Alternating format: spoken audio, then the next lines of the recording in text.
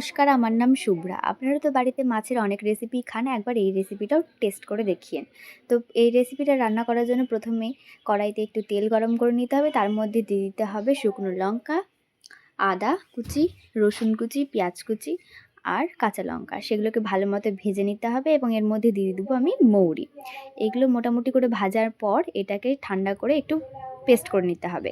তারপর আবার গরম তেল করে তার মধ্যে দিতে হবে কাজু আর বাদাম। সেটাকেও ভেজে নেওয়ার পর তুলে নিয়ে আবার পেস্ট করে নিতে হবে। এরপর আমি মাছগুলোকে ভালো মতো লবণ আর হলুদ লাগিয়ে নিব। এরপর মাছগুলোকে ভালো করে ভেজে নেব। মাছগুলোকে ভাজা হয়ে যাওয়ার পর তার মধ্যে আমি আলুগুলোকেও ভালো মতো ভেজে নেব। এরপর তেলের মধ্যে ফোড়ন দেব কালো জিরে, মৌরি আর শুকনো লঙ্কা। তারপর দিয়ে দেবো পেঁয়াজ কুচি। আমি একটা পেঁয়াজ কুচিকে খুব ছোটো ছোটোভাবে কেটেছি এবং 4টা ছোটো ছোটো পেঁয়াজকে মাঝখান থেকে কেটে কেটে দিয়েছি। এরপর আমি যেই মশলাটা ভেজে রেখেছিলাম সেই মশলাটা পেস্ট করে নিয়ে তার মধ্যে দিয়ে দেবো। এরপর একটু ভাজা ভাজা হয়ে গেলে এর মধ্যে দিয়ে দেবো হলুদ গুঁড়ো এবং লবণ গুঁড়ো। তারপর একটু কষানো হয়ে গেলে এর মধ্যে দিয়ে দেবো টমেটো কুচিগুলো। আমি এখানে 2টো টমেটো দিয়েছি।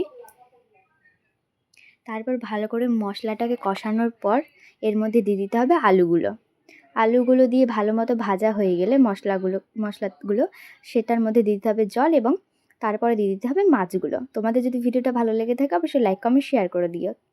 মাছের রেসিপিটি গরম ভাতের সাথে খুব ভালো লাগে, তোমরাও একবার টেস্ট করে দেখিও।